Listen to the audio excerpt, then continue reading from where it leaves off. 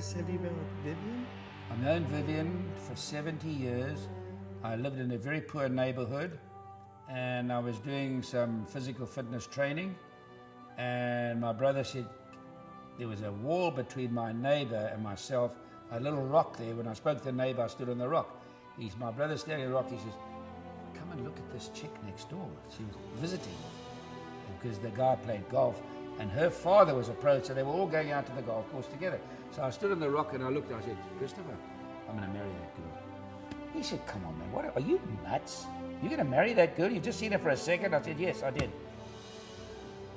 I've known her for 70 years.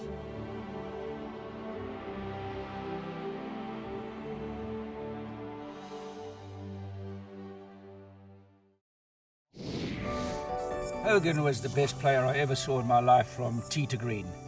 He played on terrible greens, and you know, you had wooden clubs and a ball that went 50 yards less. What would have happened if he played today? He would have given the world a shock, because there's nobody playing golf today that could hit the ball anything like Hogan did. If Ben Hogan would have putted well, he would have shot in the mid-50s every day. He was hitting drivers. I've never seen anyone to this day hit them the same distance, the same direction. His concept was to throw the right knee at the ball.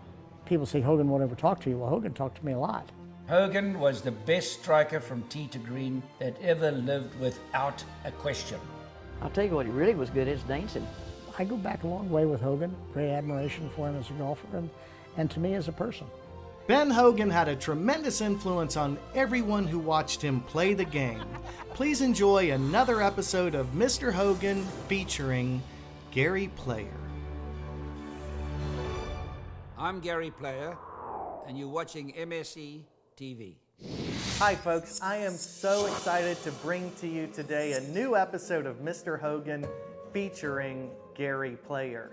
In this episode, Mr. Player is going to tell me about the greatest golfers he ever got to compete against. Many names you may not be familiar with. And he's also going to tell me some ways the game can be better for the future. So please sit back and enjoy more of my magical day with the Black Knight himself, Gary Player. How come nobody talks about Peter Thompson? How about that? Or even better still, Bobby Locke was better from South Africa. I have been dying to talk to you about Bobby Locke and his putting. So tell me about Bobby Locke. Bobby Locke came to America, won 7 out of the first 11 tournaments, won 4 British Opens, and then they barred him from playing over here. What? In those days, they could buy you. It was a different deal. But that man, definitely way better than Byron Nelson. Not in McQueen. They all rate Byron Nelson right up there. Wow. Yeah, no, Bobby Locke is one of the best players the world ever saw. But they don't even put him in the top 50. Wow. That's how ridiculous it is. I understand that he was one of the greatest putters of all time. He and Tiger Woods are the 2 best putters of all time. Of course, you can put a lot of guys in there. Ben Crenshaw, Bob Charles from New Zealand. Jack Nicklaus was a wonderful putter. There have been a lot of very good putters in golf. In fact, you can't win majors unless you're an extremely good putter. If I may, I'd like to ask you some questions about the golf swing, the way it's taught today. I'm curious because I tried to do what has been taught the last 20, 30 years, this more modern style of centered pivot swing where there's not as much of a lateral move with the hips. And I played very poorly. Like I said, I'd often shoot over 100. But then when I started to do things like the walkthrough, I allowed my left heel, I experimented with that coming up. And I got into Ben Hogan, Gary Player, Lee Trevino, Jack Nicklaus. And it's a different style of swinging, but you cannot tell me that there's anything better. Do you know what I mean? I understand 100%. And I'll enlarge on that. Maybe the best swing is a man who played over 100 years ago, Bobby Jones. Bobby Jones' swing, when I watch him swing, impresses me a hang of a lot more than 90% of professionals that swing today.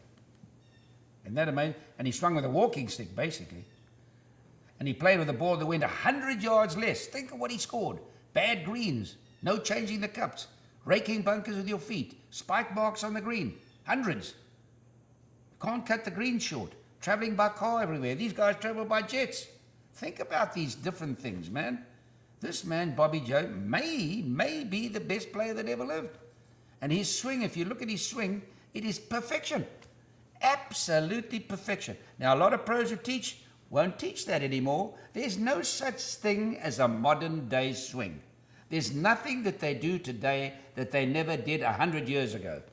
Okay. You want to get a book? Go and get a book called Percy Boomer's Swing. 100 years ago, he'll talk about all the things that are happening today.